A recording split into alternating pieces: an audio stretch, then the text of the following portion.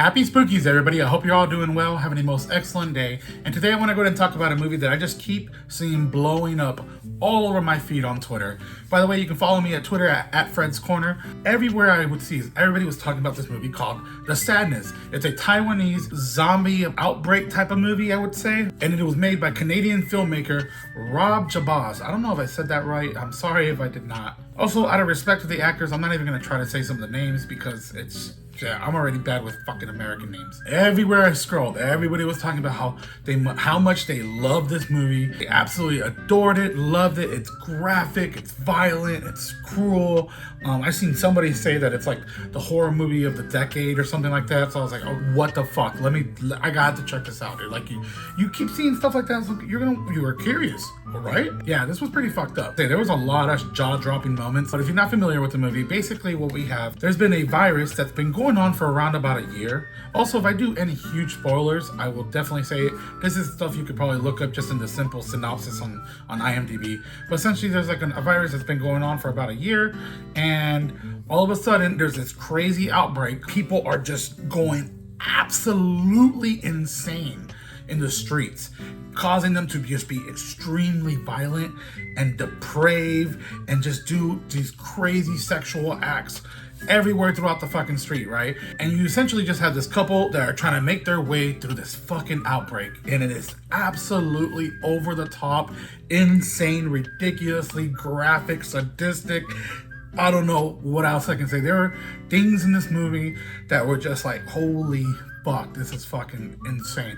And what I kind of enjoyed about this movie is it kind of felt like a roller coaster, because it kind of, within like the first 10 minutes or so, things start really popping off, and then it kind of like mellows down a little bit, but it's still very consistent with the graphic and the fucking scenes going on. But honestly, this is one of those movies that most likely will be a one and done for me. I've seen it once. I'm going to review it. It was fucking insane. I'll go into some details in a little bit. One thing I really enjoyed was the acting. I thought the acting was just so good all around. Seeing all these people just become essentially just insane, and I don't know, there was that fucking kids that were just creeping me the fuck out, dude. The main actress, I thought she was really good, man. She had some very, very intense moments. 找到你了。 And same with our lead, actually. He did a great job struggling his way through the fucking city. It was a great journey. Now, I want to say something. I'm going to go ahead and get the spoilers right now. When this movie was playing, I was like, yeah, okay, I see what everybody's talking about. This movie has a lot of jaw-dropping moments, a lot of sick fucking things. Like, what happens essentially is this virus has been going on for a year, and apparently it affects like something called, like, I don't know, I'm not too familiar, the limbic system or something, and it affects something about your being able to control aggression and your sexual drive. The train sequence alone was fucked up, dude. It was so crazy and honestly very scary, because you never know when somebody's gonna snap and just start killing people. It's happened recently, you know. In the movie, you have this guy in the train and he's been infected. You see this guy with dark glasses, and you can kind of tell like something's around his eyes, like, oh shit, is this dude fucking sick? And you see a teardrop like kind of just come down, and he pulls out a knife and he just goes balls to the wall, fucking nuts, dude. Starts stabbing people left and right. It was fucking insane. So like I said, there's a lot of these moments. I'm gonna just say this really quick. Somebody gets fucked in the eye socket. Hey yo, what the fuck? Yeah, you don't necessarily see it, but it's 100% implied that's exactly what's happening. Like, it is the dude's intent to fucking do this, because again, this virus just makes you like a sexual fucking maniac, dude. It's insane. There's like fucking people having like orgies in blood. It's fucked up. But what I'm basically trying to say is I thought this was all that was gonna be.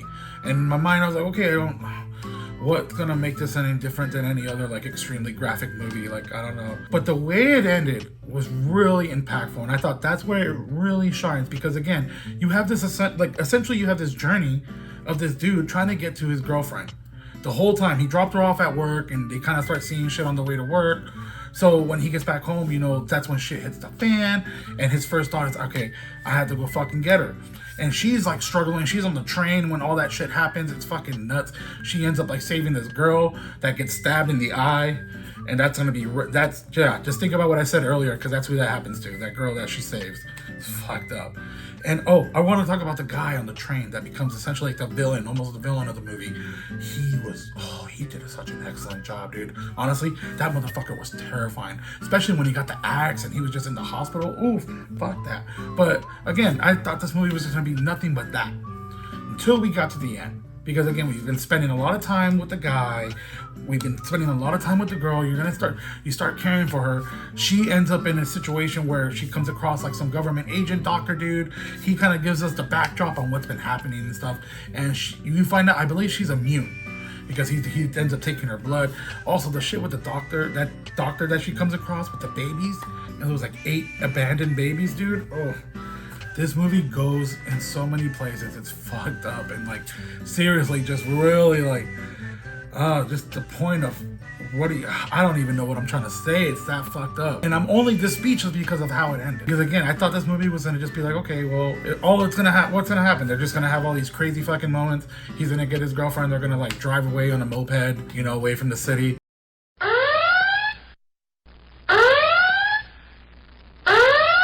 So when homeboy finally gets to his girlfriend, he has at this point been infected. One thing I also enjoyed was like the eyes. I don't know if they're zombies, dude. They call this a zombie movie. What do y'all think? Have y'all seen this? That's why I kind of like labeled it as an outbreak type of, it's like an outbreak because it's a virus. It's almost like 28 weeks later, are they zombies necessarily? Because I think a lot of them aren't necessarily dead. It's like a rage virus. They don't seem like zombies to me because I thought zombies were like the undead or some shit like that. Unless I'm fucking dumb, correct me now, please. But yeah, homeboy finally gets to his girlfriend. It's a very emotional scene because he's chasing her, but she ends up getting between a barrier between him and her. And there's this very touching moment where he's infected, but he's like saying all this very emotional stuff, how he needed to get to her, he really loves her. And out of nowhere, he just like, yeah, I needed to come get you so I can cut your tits off and smash your face in, but I really love you. It is fucked up. And what makes this more fucked up is, so the girl, she was supposed to get on a helicopter with the guy, the doctor dude, and he tells her at one point, like, no, you need me to get on that helicopter.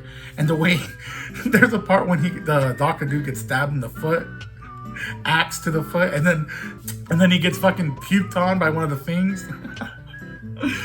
But no, so at this point he ends up dying, the doctor, and she makes her way upstairs to the fucking helicopter, and it's this awesome shot of like the door opening, it's a bright light, you hear the helicopter roaring and stuff, and it's also panning back to the boyfriend, and he's got this crazy, evil smile on his face. He looks ridiculous. His eyes are all black because of the virus. And then you just hear gunshots going off, and obviously homegirl just got gunned down. And if it didn't end that way, I would be probably like, yeah, this movie was okay. It had a lot of fucked up moments. It was very fucked up. 100%. It was bloody as hell. But the way it ended, dude, I really feel it made the movie so much more impactful than it potentially could have not been. I don't know. That's just my take on it. I did enjoy it. It's a one and done, and that's it. I thought it was just very well made, and I thought the ending was so impactful, and it just fucking has a lot of just jaw-dropping crazy moments. If you want a really good fucking zombie movie, I would suggest Train to Busan. All right? Happy spookies.